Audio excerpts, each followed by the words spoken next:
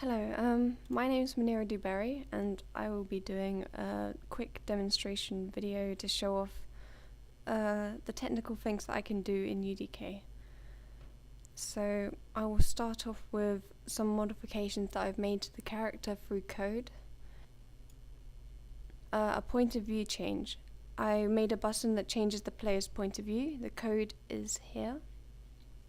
I won't be going through every single little piece of code because I don't have enough time in this video to do so. So yeah, exec function, so when a button is pressed, the function is called, and it's a simple boolean, so it changes the player's view from behind to first person, from first person to behind. I'll show an example quick.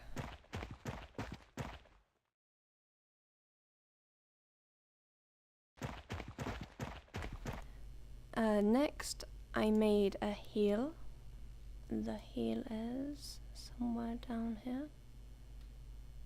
Yes, here. Okay, so the heel code that I wrote is this or that. So it's a basic heel that you would normally code, but I've made a little difference to it, and that is a heel over time using timers. So yeah, a heel timer starts and then it ends down here somewhere, and each second equals 1 HP. So depending on what you set it in the default properties down here, so here we have 20 regen times. So if you were to change that to 30, then that would be the heal, and the heal strength is obviously 1. Then you would be healing 1 per second until it reaches 30, and that's when the timer clears and the healing stops, so your player would receive 30 HP. Oh,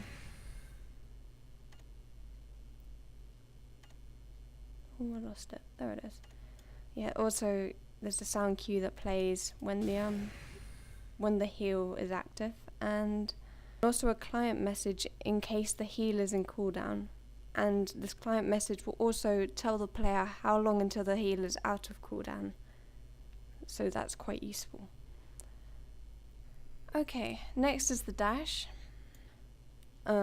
So this dash works basically like a teleport. In the code, I told the player to switch to a flying state once the dash button is hit. So they will go to a flying state, and they will also move forward. That should be down here, yes. They will move forward 20 paces from their original location. Also, I have a field of view change up here, which gives a nice little effect as the player is dashing forward. And yeah, there's also the extra particles here that will appear behind the player, and this stop timer will make the player go back to walk-in state after the dash is complete, and it will reset the timer, and it will set the field of view back to what it was originally before. I'll give an example of this.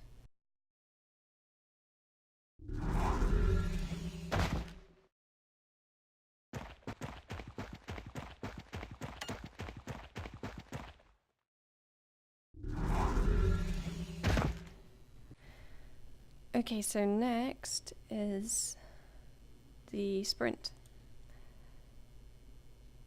Okay, so here's the sprint. It's quite long. This code here. Very quickly, sprint obviously is to make you go faster, so when the button is pressed, your ground speed will increase by 600. Also, I disabled the weapon when you're sprinting, because I don't think it makes much sense to run around and be able to shoot people when you're sort of zooming and stuff. I also added a stamina system, which is there and there and there. Nope, not there. There. This stamina system works you have a sort of default max stamina when you start the game, which should be down here. Yes. So the max stamina at the moment for the player is 6.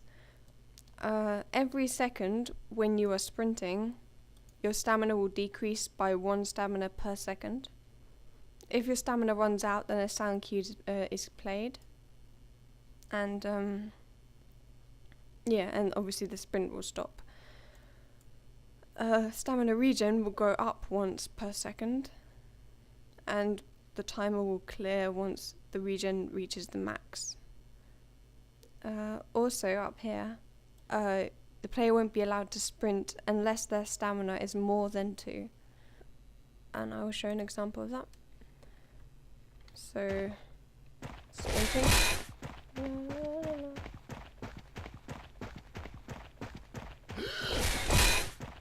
Yes.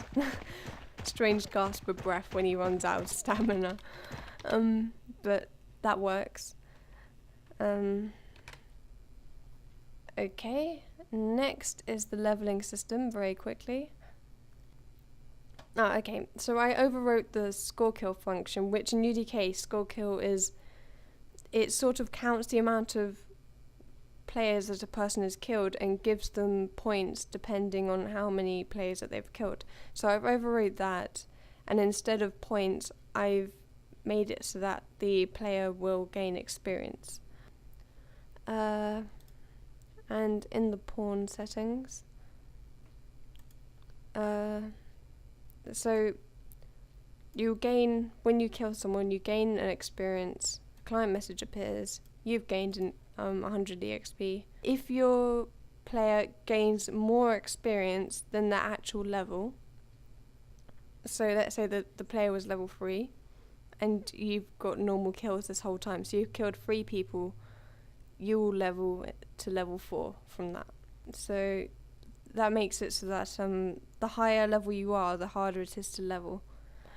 Every time you also level, you gain more speed, you gain an extra max stamina, you gain more HP from your heal, and also a little sound cue is played there as well.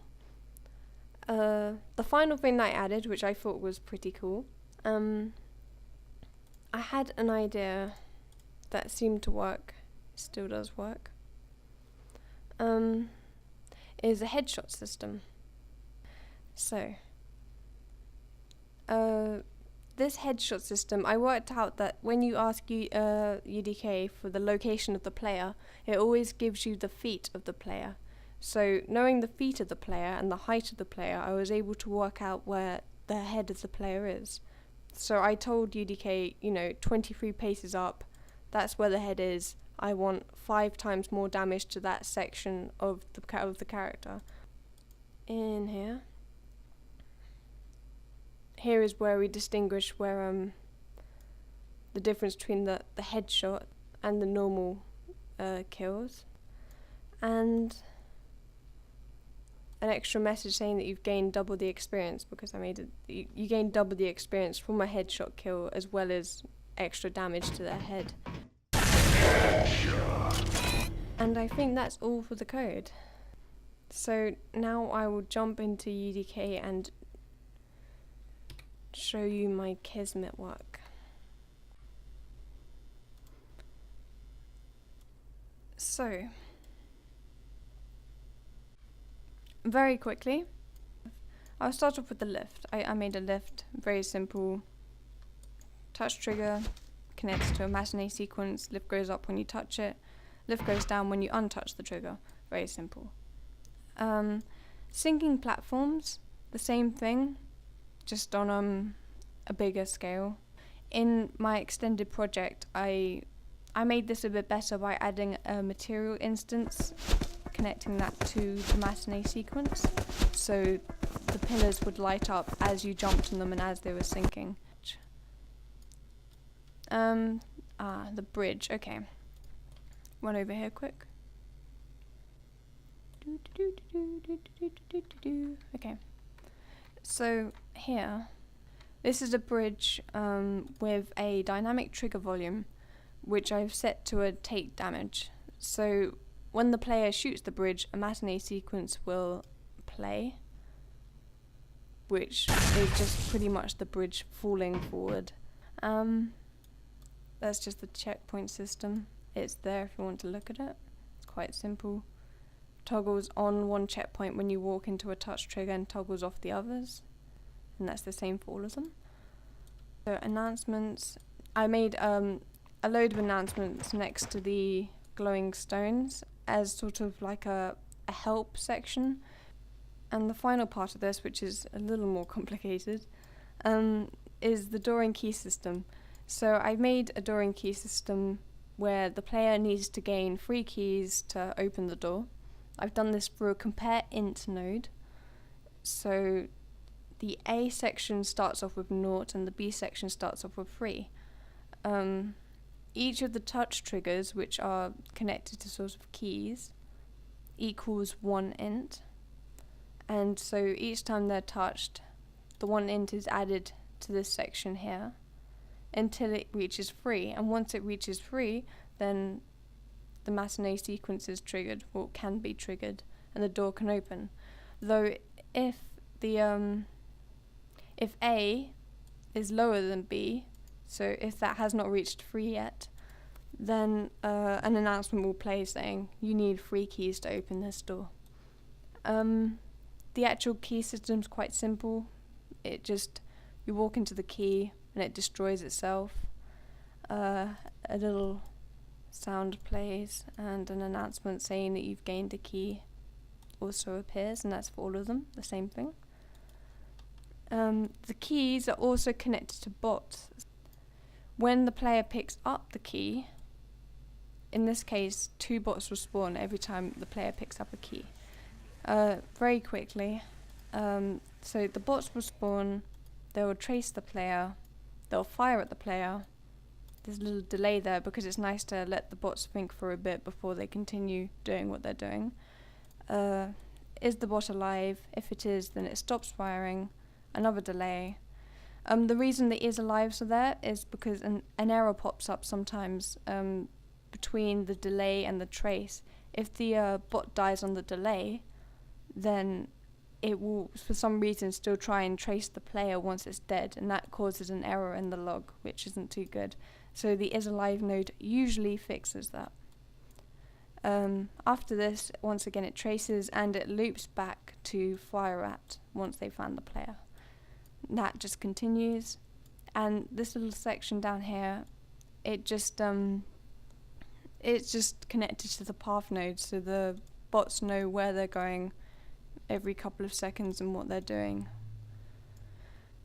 And that's the same for all of these, they're all the same. And that's really all. So thank you very much for watching my demonstration video. I hope I explained things clearly, as I'm not very good at explaining things.